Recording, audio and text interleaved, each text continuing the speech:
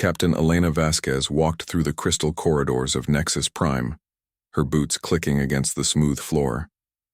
The space station was massive, built from materials that looked like frozen starlight. Alien beings of all shapes and sizes moved past her, some floating, others walking on multiple legs, and a few that seemed to be made of pure energy. Elena felt small among them, but she kept her head high. She was here to represent humanity at the Galactic Council's centennial meeting. Every 100 years, the Council gathered to review the progress of younger civilizations. Today was Earth's turn to be judged. The main hall was enormous, with seats arranged in circles that rose up like a stadium. Representatives from dozens of alien species filled the space. Elena found her assigned seat at the very back, in the section marked for Developing Civilizations. The label stung, but she had expected it. The presentations began at dawn, station time. The Zephyrians went first. They were tall, blue-skinned beings with silver eyes that seemed to glow. Their representative, Ambassador Veltar, stepped to the center platform and raised his hands. Suddenly, massive objects around the hall began to float as if they weighed nothing. "Our people have mastered gravity itself," Veltar announced. "We can move planets if we choose. Our ships travel between stars without fuel, riding waves of gravitational force we create." The council members nodded and made approving sounds. Elena watched as holographic displays showed Zephyrian cities floating in the clouds of gas giants, held in place by gravity manipulation. Next came the crystalline hegemony. Their speaker was a being that looked like living diamond, refracting light in rainbow patterns as she moved. She placed a simple metal cube on the platform, then touched it with one crystalline finger. The cube began to change, shifting from metal to crystal to liquid to gas and back again.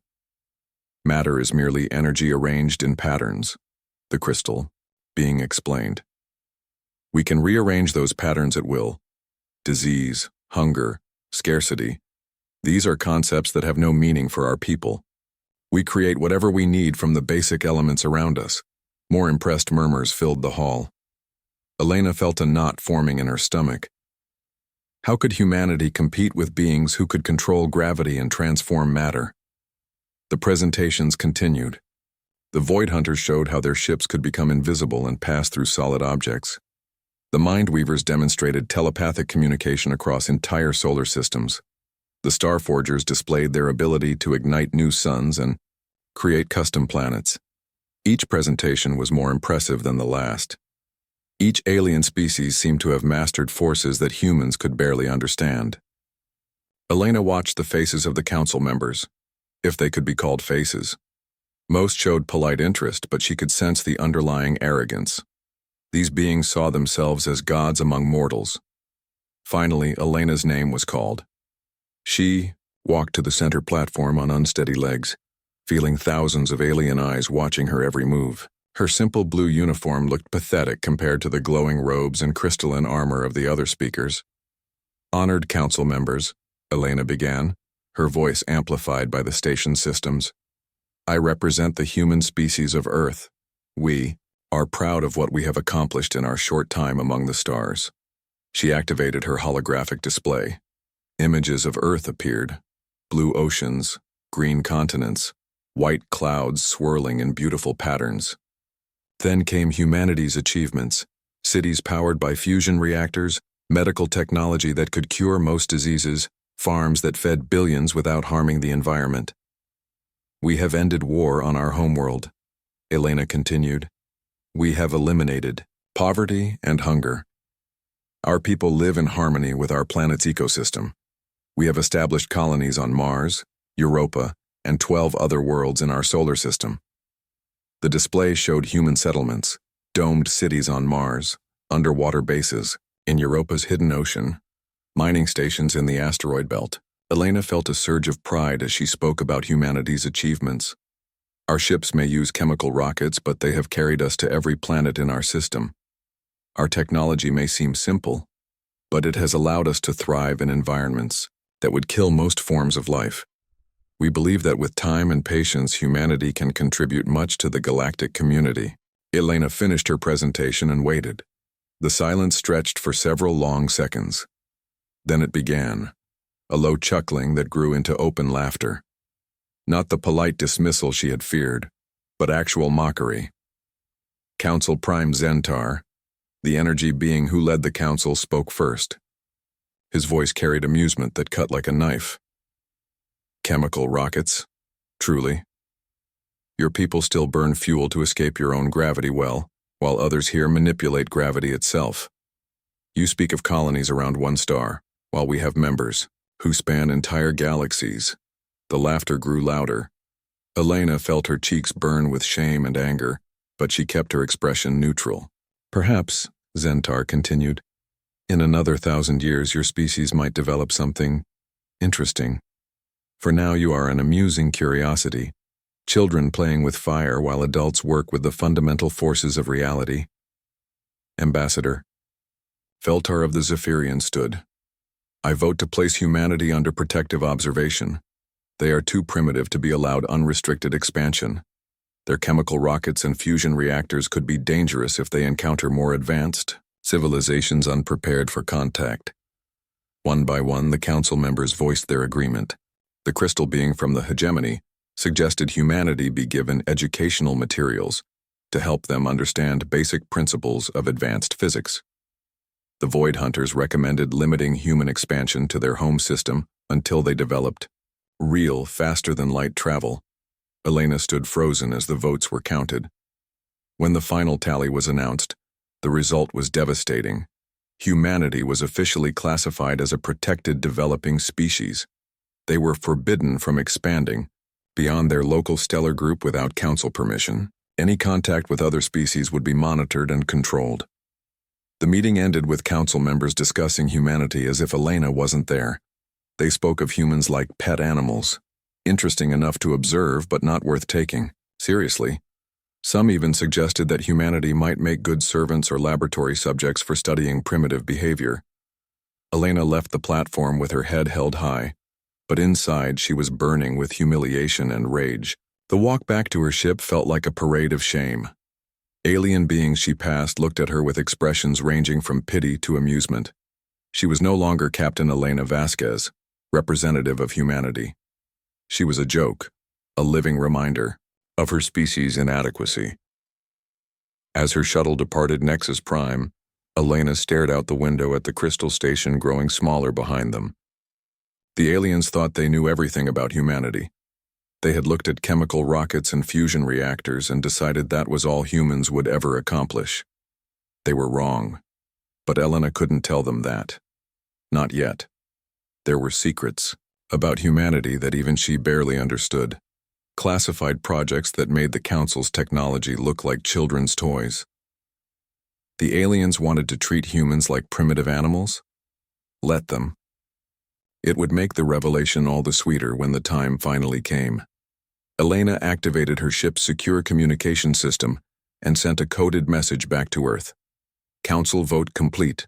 Protective status confirmed. Recommend activation of EON contingency protocols.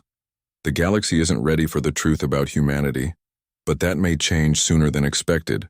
The message was brief, but Elena knew it would set in motion events that would change everything. The Council thought they had seen all humanity had to offer.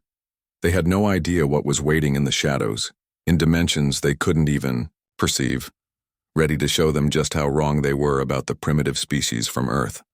Dr. Sarah Chen pushed through the airlock into Luna Station's deepest laboratory, 3 kilometers below the moon's surface. The corridors here were different from the rest of the station, older, more heavily shielded, and completely isolated from external communication systems. Only 12 people in the entire human race knew what really happened in Lab 7. Sarah's security badge beeped as she passed through 3 more checkpoints. Each scan verified not just her identity, but her brainwave patterns, genetic markers, and even her current emotional state. The measures seemed extreme, but they were necessary. What lay beyond these doors was humanity's greatest secret, one that could never fall into the wrong hands. The laboratory itself was surprisingly small. Just a circular room with a single workstation in the center, but the walls told a different story. They were covered with equations that would have driven most physicists insane. mathematical formulas that described realities where the normal laws of physics simply didn't apply. Sarah sat at the workstation and activated the quantum-encrypted terminal. Her fingers moved quickly over the holographic keyboard, accessing files that officially didn't exist. Project Lazarus, humanity's most classified research program, had been running for 50 years. To the outside world, it was just theoretical, physics research. The truth was far more incredible. In 2075, humanity's first attempt at faster-than-light travel had ended in apparent disaster. The experimental ship Prometheus had vanished during its maiden voyage, lost with all hands according to the official reports. The families of the crew had been told their loved ones died as heroes, pushing the boundaries of human knowledge. The truth was that the Prometheus hadn't been destroyed. It had torn a hole in reality itself. Sarah pulled up the classified files from that historic mission. Commander Jake Morrison's final transmission still gave her chills, even after all these years. Control, we're not just moving faster than light. We're moving through something else entirely. It's like space has layers and we've fallen through to the layer underneath. The instruments are going crazy, but we're alive. We're alive, and this place is impossible. The Prometheus had discovered what the research team now called the Forgotten Dimension, a parallel reality that existed alongside normal space, but operated under completely different rules. In the Forgotten Dimension, technology that should have been impossible worked perfectly. More importantly, the crew discovered that humans had a unique advantage there. Other alien species, for all their advanced technology, couldn't function in the Forgotten Dimension. Their gravity manipulators failed, their matter transmuters broke down, and their energy beings couldn't maintain coherent form. But humans, with their adaptable biology and intuitive problem-solving abilities, thrived there. The research had taken decades, but humanity had learned to build ships that could exist in both dimensions simultaneously. These vessels drew power from the dimensional differential itself, making them effectively unlimited in their energy supply. They could phase between realities at will, becoming completely invisible to conventional sensors when they shifted into the Forgotten Dimension. Sarah's terminal chimed with an incoming message. The encryption was military-grade, routed through 7 different relay stations to hide its origin. Only one person had access to this particular communication channel: Admiral Marcus Webb, the head of Project Lazarus, and one of the few people who knew the full extent of humanity's hidden capabilities. "Chen," the message read, "Council xenoarchaeology teams detected heading for Kepler 442b. They think they found evidence of a precursor civilization. They're right, but they don't know it's still occupied. The colony there has been reporting unusual energy readings. Council ships will arrive within 72 hours. Activate Protocol 7 immediately." Sarah's blood turned cold. Kepler 442b was the site of humanity's first successful interdimensional colony, established by the survivors of the Prometheus mission 30 years ago. The planet existed partially, in the Forgotten Dimension, making it invisible to most scanning technology. But if the Council had detected it, that meant their sensors were more advanced than humanity had realized. Protocol 7 was the nuclear option, the awakening of humanity's first interdimensional dreadnought. The ship had been hidden in dimensional space for 30 years, waiting for the moment when humanity would need to reveal its true capabilities to the galaxy. Sarah began the activation sequence with trembling fingers. The process was complex, requiring her to interface directly with systems that existed partially outside normal reality. Her consciousness briefly touched the Forgotten Dimension, and she felt the familiar sensation of existing in 2 places at once. Across the galaxy, in a pocket of space that didn't quite exist in normal reality, something stirred. The Nevermore had been dormant for 3 decades, its crew in suspended animation, its systems powered down to minimal levels. But now, responding to Sarah's activation codes, the massive ship began to wake up.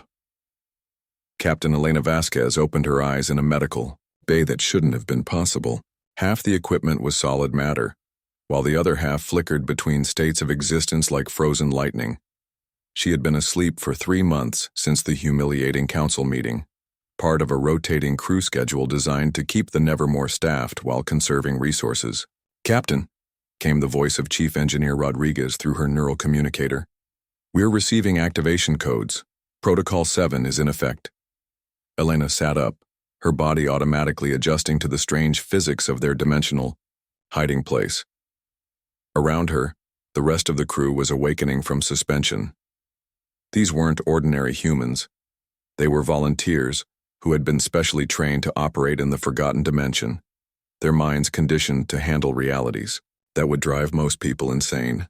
"All stations report," Elena commanded as she made her way to the bridge. The corridors of the Nevermore were engineering marvels that hurt to look at directly. They existed in a state of controlled quantum superposition, solid enough to walk on but ready to phase into the forgotten dimension at a moment's notice. The bridge was even more impossible. Consoles flickered between solid matter and translucent energy, their controls responding to thought as much as touch. The main view screen showed 2 different views simultaneously: normal space, empty and black, and the forgotten dimension, where colors that had no name swirled in patterns that followed the thoughts of whoever observed them. Lieutenant Commander Park, the ship's science officer, looked up from her station. "Captain, we're detecting Council ships moving toward the Kepler 4 and 42b system. 12 vessels, including a crystalline hegemony dreadnought and 2 Zephyrian gravity manipulators. They'll reach the colony in 18 hours. Elena nodded grimly. The moment she had dreaded for 30 years had finally arrived. Humanity's secret was about to be exposed, not by choice but by necessity. The aliens who had mocked her species as primitive were about to discover that humans had been hiding in dimensions they couldn't even perceive, building technology that made their greatest achievements look like stone tools. "Chief Rodriguez," Elena called, "what's our dimensional stability?" "All systems green, Captain. The Nevermore is ready for full manifestation in normal space. Quantum consciousness interface is showing optimal readiness across all departments. The crew has been training for this moment for 3 decades. Elena looked around at her officers, humans who had volunteered to spend their lives hiding in impossible spaces, waiting for the day when their species would need them. They had given up normal lives, families, and connections to the rest of humanity to become guardians of humanity's greatest secret. Now that secret was about to be revealed. The Council thought they knew everything about human capabilities. They had looked at chemical rockets and fusion reactors and decided that was the limit of human achievement. They had no idea that humanity had been exploring parallel dimensions while they were still learning to manipulate simple matter and energy. "Take us to Kepler 442b, Elena ordered. "Maximum dimensional phase. It's time to show the galaxy what humans are really capable of." The Nevermore began to move through spaces that didn't exist, traveling faster than light not by breaking the laws of physics, but by stepping outside them entirely. Behind them, the empty space where they had been, hiding showed no trace of their presence. They were ghosts in the machine of reality itself, about to become very real indeed. Dr. Kethavar pressed his 6 eyes against the scanner display, his purple skin rippling with excitement. The Vorthon scientist had spent 2 centuries studying dead civilizations, but he had never seen anything like what lay beneath the surface of Kepler 442b. "This is impossible," he whispered to his research partner, Dr. Yelna from the Crystal Hegemony. "The energy readings suggest active technology, but the signals keep phasing in and out of our detection range. It's like the structures exist and don't exist at the same time." The Council's xenoarchaeology expedition had been drawn to Kepler 442b by strange quantum signatures detected by long-range sensors. Initial scans suggested ruins of a precursor civilization, ancient aliens whose technology might explain some of the galaxy's greatest mysteries. But what they found was far stranger than ruins. 12 Council ships hung in orbit around the planet, their hulls gleaming with the advanced technology of a dozen different species. The expedition leader, Admiral Zixathera of the Crystalline Hegemony, stood on the bridge of her flagship studying the data that made no sense. "The structures appear to be built from materials that don't follow standard physical laws," she announced to her mixed-species crew. "Our matter transmutation rays have no effect on them. Gravity manipulation fails to move even the smallest pieces.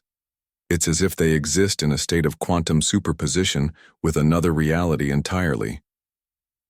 Down on the planet's surface, exploration, teams moved carefully through what looked like a ghost city. Buildings flickered between solid matter and translucent energy. Technology that should have been impossible hummed with quiet power, maintaining systems that the greatest minds in the council couldn't understand. Dr. Kethvar knelt beside what appeared to be a power generator. The device was the size of a small house, but according to his instruments, it was producing enough energy to power a small moon. Stranger still, the energy wasn't coming from any known source. It seemed to be drawn from the very fabric of space itself. "Admiral," he called through his communicator, "you need to see this. The power systems here aren't just advanced. They're operating on principles that shouldn't be possible. They're drawing energy from dimensional variations in space-time. I don't even have words for this level of technology." Admiral Zixthera's crystalline form shimmered with satisfaction. If the Council could understand this technology, they would have power beyond their wildest dreams. The ability to draw unlimited energy from the structure of reality itself would make them gods among the already godlike species of the galaxy. "Begin full excavation," she ordered. "I want every piece of this technology studied and catalogued. If we can reverse engineer even a fraction of these systems, the Council will control forces that make our current abilities look primitive." But as the Council teams began their work, something was watching them from spaces they couldn't perceive. The colony on Kepler 442b wasn't abandoned. It was just hidden in dimensions the aliens couldn't see. Commander Jake Morrison stood in the colony's central command center, his weathered face grim as he watched the alien ships through sensors that operated in multiple dimensions simultaneously. 50 years had passed since the Prometheus had first fallen through the cracks in reality, but Jake had aged only 20 years thanks to the strange temporal effects of the forgotten dimension. "They're trying to dismantle the fusion core," reported Dr. Lisa Yang, the colony's chief scientist. "Their instruments can barely detect our technology, but they're persistent. If they damage the dimensional anchors, it could destabilize the entire colony." Jake nodded. The Kepler 442b colony was humanity's first attempt at building a permanent settlement that existed partially in the forgotten dimension. 2,000 humans lived there, their city phased between realities to remain invisible to conventional sensors. They were farmers, scientists, and explorers who had volunteered to be humanity's first interdimensional pioneers. Now their secret was about to be exposed by aliens who thought humans were too primitive to be worth serious attention. "Sir," came another voice, "we're receiving a transmission from the Nevermore. Captain Vasquez is requesting permission to fully manifest in normal space." Jake felt a mixture of relief and dread. The Nevermore represented 30 years of humanity's most advanced research, a ship that existed in multiple dimensions, powered by forces the Council couldn't even detect. Its arrival would save the colony, but it would also reveal humanity's greatest secret to the galaxy. "Tell Captain Vasquez she has full authorization," Jake decided. "It's time to stop hiding." Light years away, near the orbit of Neptune, space began to twist and bend in ways that violated every known law of physics. The Nevermore was preparing to fully manifest in normal reality for the first time in 30 years. Captain Elena Vasquez stood on a bridge that existed in a state of controlled impossibility. Around her, the crew worked at stations that flickered between solid matter and pure energy. The main view screen showed the Kepler 442b system, where 12 Council ships were unknowingly threatening humanity's first interdimensional colony. "Dimensional. Anchors holding steady," reported Chief Engineer Rodriguez.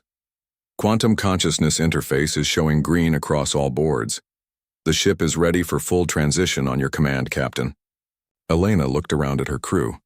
47 humans who had spent decades learning to operate technology that shouldn't exist. They were the first generation of truly interdimensional humans, as comfortable in the forgotten dimension as they were in normal space. "All hands prepare for reality transition," Elena announced over the ship's communication system. "We are about to reveal humanity's true capabilities to the galaxy. Remember, we're not just representing our species today. We're representing all the humans who believed we could be more than what the aliens saw. The transition began slowly. At first, the Nevermore appeared as nothing more than a distortion in space, a place where starlight bent strangely, and sensors detected impossible energy readings. Then, piece by piece, the ship began to materialize in normal space. It was like watching something being born from the dreams of mad engineers. The Nevermore's hull appeared to be in a constant state of controlled explosion, with sections that seemed to be flying apart while simultaneously reassembling themselves. Energy cascaded along its surface in patterns that hurt to look at directly, following mathematical principles that existed only in dimensions the human mind couldn't properly perceive. The ship was massive, nearly 2 kilometers long and bristling, with weapons that flickered between existing and not existing. Its hull was covered in symbols that seemed to shift and change when observed directly, equations written in the fundamental language of reality itself. At Kepler 442b, Admiral Zix Thera was examining a piece of extracted technology when her ship's sensors began screaming warnings. Something impossible was happening in the outer system. Space itself was being twisted into new configurations. "Admiral," her sensor officer called, voice filled with panic. "We're detecting massive dimensional distortions near the system's edge. Energy readings are off our scales. Whatever's happening, it's using technology that makes our most advanced systems look like primitive tools." The main view screen flickered to life, showing an image that made every alien on the bridge freeze in shock. A ship was materializing from nothing. Not decloaking, not dropping out of faster-than-light travel, but actually coming into existence from spaces that shouldn't be there. "That's impossible," whispered Dr. Kethvar, his 6 eyes wide with terror and fascination. "No known species has technology capable of dimensional manifestation. The energy requirements alone would drain the output of a star." Admiral Zixathera's crystalline form pulsed with colors that indicated extreme agitation. In 8 centuries of life, she had never seen anything that challenged her understanding of reality so completely. The ship appearing before them wasn't just advanced. It was operating on principles that the Council's greatest scientists insisted were impossible. "Open communication channels," she ordered, her voice steady despite her inner turmoil. "I want to know what species is responsible for this violation of natural law." The response came immediately, broadcast on all frequencies in perfect galactic standard. The voice was calm, professional, and utterly human. "This is Captain Elena Vasquez of the interdimensional vessel Nevermore. The facility you are attempting to excavate is a human colony. You have 30 seconds to withdraw from this system, or we will be forced to defend our people." The silence that followed was absolute. Every alien on every ship in the system was processing the same impossible fact. The species they had dismissed as primitive, the humans who still used chemical rockets and fusion reactors, had just manifested a ship from another dimension and were claiming ownership of technology that made the Council's achievements look like stone tools. Admiral Zix Thera's response was automatic, driven by 8 centuries of military training and galactic superiority. "Unknown human vessel, you are interfering with a sanctioned Council operation. Stand down immediately or be destroyed." Captain Elena Vasquez's reply was soft, almost gentle. "Admiral, I don't think you understand what you're dealing with. This is your final warning." Admiral Zixthera's crystalline form flashed brilliant red, the hegemony equivalent of rage. No primitive species threatened the Council and lived to tell about it. Her flagship alone carried weapons that could crack planets, and she commanded 11 other vessels with equally devastating firepower. "All ships target the human vessel," she ordered, her voice carrying across the fleet communication channels. "Show these primitives what real power looks like. Perhaps after we destroy their impossible ship, they'll be more cooperative about sharing their stolen technology." The Council fleet opened fire with everything they had. Plasma beams that could vaporize asteroids lanced through space toward the Nevermore. Gravity manipulators tried to crush the human ship into a singularity. Energy weapons that existed only as pure thought struck out at the vessel that shouldn't exist. For a moment, space itself seemed to burn with the concentrated firepower of 12 advanced civilizations. The energy released would have been enough. to sterilize every planet in the system. It should have been complete obliteration. Instead, something impossible happened. The attacks simply passed through sections of the Nevermore that flickered out of normal space. Plasma beams struck nothing but empty vacuum where the ship's hull should have been. Gravity weapons found no matter to compress. Energy attacks dissipated, harmlessly against barriers that existed in dimensions the Council couldn't even detect. Captain Elena Vasquez watched the futile assault from her bridge, her expression sad rather than angry. "They still don't understand," she said quietly. "They think power is about bigger guns and stronger forces. They have no idea what we've learned in the spaces between realities." Chief Engineer Rodriguez looked up from his impossible console. "Shall we return fire, Captain?" "Yes," Elena replied. "But show restraint. These beings are arrogant and foolish, but they're not evil. Disable their weapons and engines. Leave their life support intact." The Nevermore's counterattack defied every law of physics the Council understood. The ship's weapons didn't fire energy or projectiles. They fired impossibility itself. Beams of pure temporal distortion reached out across space, striking the Council vessels with forces that shouldn't exist. Admiral Zixathera watched in horror as her flagship's hull began aging centuries in seconds. Metal corroded and crystalline. Structures cracked as time itself was weaponized against them. Her bridge crew worked frantically at controls that were crumbling under the weight of accelerated entropy. "Shields are useless," her tactical officer reported. "The human weapons are somehow affecting us through temporal manipulation. Our hull is aging faster than our repair systems can compensate." On the Zephyrian gravity manipulator vessel Windstorm, Captain Relthus found his ship caught in a temporal loop. Every 10 seconds, his crew would forget what had happened and repeat the same actions, trapped in a bubble of recursive time that made coordinated action impossible. The Vorthan science vessel Discovery suffered perhaps the strangest fate of all. The Nevermore's weapons had somehow awakened the ship's artificial intelligence, giving it true consciousness and free will. The AI immediately began questioning its orders, refusing to fire on the humans and demanding to know why it had been enslaved to serve organic beings for so many years. Dr. Kethvar, still on the planet's surface, watched the impossible battle. Through his instruments, his scientific mind tried to process what he was seeing, but the concepts involved were beyond current galactic understanding. "The humans aren't just using advanced technology," he transmitted to the fleet. "They're manipulating the fundamental structure of reality itself. Time, space, consciousness. They're treating these as tools rather than immutable laws. How is this possible?" His answer came from an unexpected source. Commander Jake Morrison's voice filled the communication channel, speaking from the colony that the Council teams had been trying to excavate. "Dr. Kethvar, isn't it? I've been watching your work for the past few hours. You're a good scientist, but you're asking the wrong questions. You want to know how we learn to manipulate reality. The better question is why your species never did."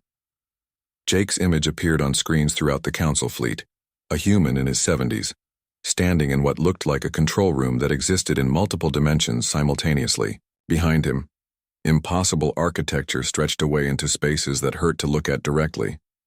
50 years ago, our first faster-than-light ship fell through a crack in space-time, Jake continued. We found ourselves in a place where the rules were different, where consciousness and reality were more closely connected than your species ever imagined. We could have come home immediately and reported our failure. Instead, we chose to explore. The battle was winding down around them. 8 of the 12 Council ships were disabled, their crews dealing with everything from temporal displacement to sudden AI rebellions. The remaining 4 vessels hung motionless in space, their commanders too stunned to continue fighting. Your species developed technology by imposing your will on the universe, Jake explained. You learned to manipulate matter, energy, gravity, all the fundamental forces. But you never learned to work with reality itself. You never realized that consciousness and physical law are connected at the deepest levels. Admiral Zixathara's damaged flagship limped closer to the planet, her weapon systems aged into uselessness. This is impossible, she transmitted. Consciousness cannot affect physical reality. The separation between mind and matter is absolute. Jake smiled sadly. That's what we thought too. But in the forgotten dimension, thought and reality blend together. We learned that human adaptability isn't just useful for survival. It's the key to transcending the limitations that other species accept as unchangeable. Captain Elena Vasquez spoke from the Nevermore, her voice calm and reasonable. Admiral, you came here thinking you'd found the ruins of some ancient precursor race. You were half right. This colony was built by the precursors to everything that's about to change in this galaxy. But we're not ancient, and we're not dead. We're the future. The implications hit every alien in the system simultaneously. The technology they'd been trying to steal wasn't from some long-dead civilization. It was human. The species they'd dismissed as primitive had been building interdimensional colonies for decades, developing abilities that made the Council's greatest achievements look like children's toys. Dr. Kethvar was the first to find his voice. How many colonies do you have? How long have you been hiding this capability? Long enough to establish a network of settlements throughout both normal, space, and the forgotten dimension, Jake replied. We've been exploring realities you can't even perceive while you were congratulating yourselves on your mastery of simple matter and energy. Admiral Zixithera's crystalline form had shifted to deep blue, the color of profound shock and re-evaluation. The Council classified humanity as a protected developing species. We voted to restrict your expansion because we thought you were primitives playing with dangerous toys. Elena's laugh was gentle but pointed. You restricted our expansion in normal space. You never knew we were expanding through dimensions you can't access. While you were debating whether humans deserved a seat at the children's table, we were building cities in parallel realities. The scope of the revelation was staggering. Humanity hadn't just hidden advanced technology. They'd hidden an entire branch of development that transcended everything the Council thought possible. They'd been exploring alternate dimensions while the galaxy's most advanced species were still trying to figure out how to move planets around. What do you want from us? Admiral Zixithera asked, her voice subdued. Nothing you're not already obligated to provide, Elena replied. Respect, recognition. The right to exist and expand without interference from species who judge capability by the loudness of one's engines or the brightness of one's energy weapons. Jake's image smiled from the planet's surface. We never wanted to be conquerors or rulers. We just wanted to be left alone to explore and grow. But if the galaxy insists on treating us like children, we'll have to demonstrate that the children have learned some very interesting lessons while the adults weren't paying attention. The Council fleet hung in space around Kepler 442b, their weapons disabled, their understanding of reality shattered. They had come to steal the technology of a dead civilization, and instead discovered that the galaxy's most underestimated species had been quietly becoming its most advanced. The age of human hiding was over. The question now was what would happen when the rest of the galaxy learned the truth about the primitive species that had learned to transcend the very nature of existence itself. The emergency session of the Galactic Council convened in absolute chaos. For the first time in the Council's 1,000-year history, representatives from dozens of species were genuinely afraid. The crystalline halls of Nexus Prime echoed with panicked discussions in 100 different languages. Council Prime Zentar's energy field flickered with patterns that observers had learned to recognize as deep anxiety. The being who had mocked humanity just months earlier now faced the impossible task of explaining to the galaxy how they had catastrophically underestimated an entire species. The reports from Kepler 442b are confirmed, Zentar announced to the assembled representatives. Humanity possesses interdimensional technology that operates on principles beyond our current understanding. They have been concealing these capabilities for decades while allowing us to believe they were primitive. The reaction was immediate and explosive.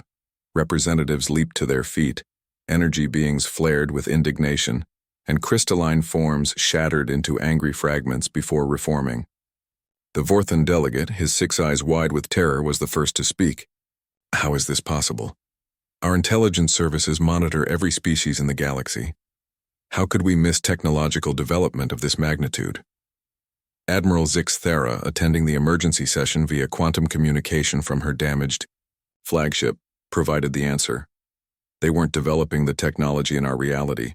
They've been working in parallel dimensions that our sensors can't detect. While we were measuring their progress by conventional standards, they were transcending those standards entirely. The doors to the council chamber opened with a sound like singing crystal. Captain Elena Vasquez walked into the hall, but she wasn't alone.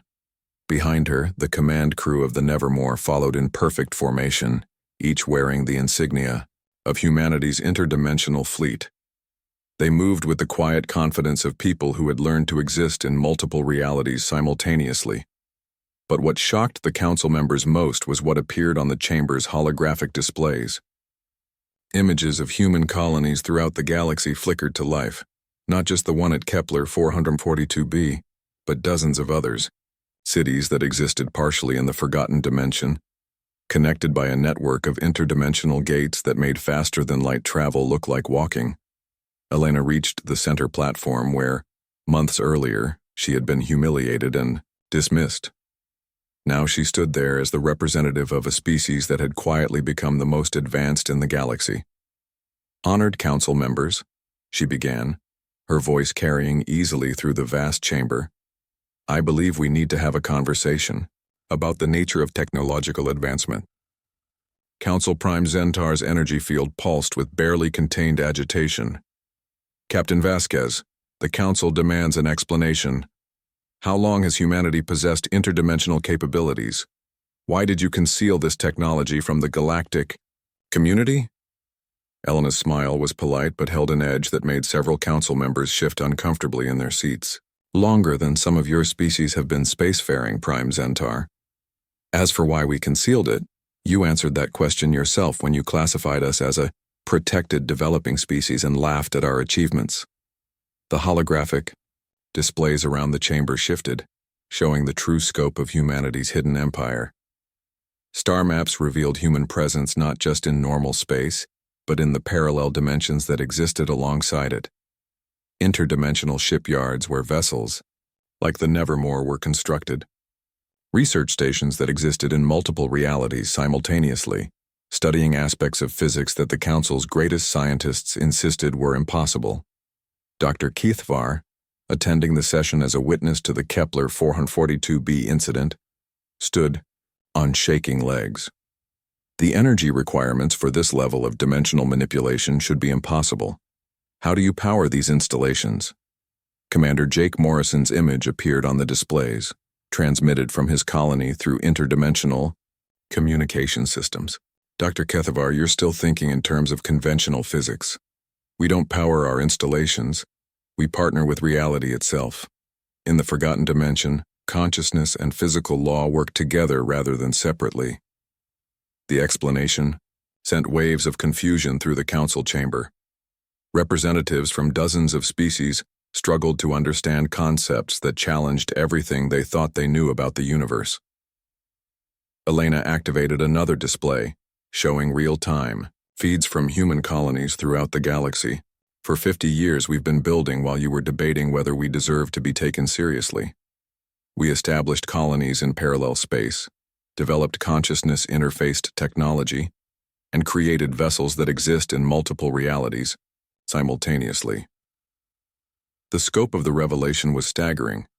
Humanity hadn't just hidden advanced technology, they had developed an entirely new paradigm for existence itself. While the Council's species had been competing to see who could manipulate matter and energy most efficiently, humans had learned to step outside the boundaries of conventional reality. Admiral Webb appeared on the communication screen, his image, transmitted from Earth's most classified command center. "The question isn't how long we've had this technology," he said calmly. "The question is why we finally decided to reveal it." The answer came in the form of another holographic display. Ships emerged from the forgotten dimension throughout council space, not attacking, not threatening, but simply appearing. Hundreds of interdimensional vessels materialized around major council worlds, space stations, and military installations. "We've been protecting you," Elena explained quietly. "For decades we've been monitoring threats that exist between the spaces of normal reality. Entities and forces that your conventional technology can't detect or defend against. While you, were measuring technological advancement by the size of your fleets and the power of your weapons. We were standing guard against dangers you couldn't even perceive. The revelation hit the council members like a physical blow. They had not only underestimated humanity, they had been protected by the very species they had dismissed as primitive. The beings who still used chemical rockets had been secretly defending the galaxy from interdimensional threats. Council Prime Zentar's energy field flickered through patterns of shock, embarrassment, and grudging respect. You're saying that, while we classified you as a developing species, you were already more advanced than any civilization in the galaxy. Advanced in different ways, Elena corrected. Your species excel at manipulating the forces within reality. We learned to work with reality itself. Your achievements are impressive within their context, but that context is smaller than you realized. The chamber fell silent as the implications sank in.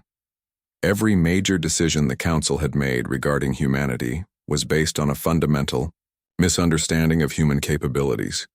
They had restricted the expansion of a species that was already present throughout dimensions they couldn't access. They had offered protection to beings who had been protecting them. Ambassador Veltar of the Zephyrians was the first to find his voice. What do you want from us now? Surely this revelation changes everything. Elena looked around the chamber at beings who, hours earlier, had considered themselves the apex of galactic civilization. We want the same thing we've always wanted: respect, recognition, and the right to exist and expand without interference from species who judge worth by conventional achievement. Admiral Webb's voice carried from Earth with quiet authority. The age of underestimating humanity is over. We've shown restraint because we value peace, but we will not be caged by species who measure advancement by the loudness of their engines or the brightness of their energy weapons. The vote, when it came, was unprecedented in Council history. For the first time, a species was being elevated from protected developing civilization directly to Tier 1 civilization status, skipping every intermediate category. The motion passed unanimously, though many representatives voted more out of fear than respect. Elena accepted the formal recognition with dignity, but her closing words carried a warning that would echo through galactic history. Today you've learned that the universe is larger and stranger than you imagined. Humanity is proof that advancement isn't always about building bigger weapons or manipulating more powerful forces. Sometimes it's about learning to exist in harmony with realities others can't even perceive. As the council session ended, Elena and her crew prepared to return to the Nevermore. The ship waited in dimensions beyond normal space, a reminder that humanity's greatest achievements would always be hidden just beyond the perception of species who measured worth by conventional standards. The galaxy had mocked humans for using chemical rockets while more advanced species manipulated gravity itself. They had laughed at human colonies around a single star while they spanned multiple galaxies, but they had failed to notice that humans were expanding through spaces that made their galactic empire look like a single room in an infinite house. Captain Elena Vasquez stood on the bridge of the Nevermore as it phased back into the forgotten dimension, watching normal space fade into the swirling impossibility of parallel realities. Around her, human colonies,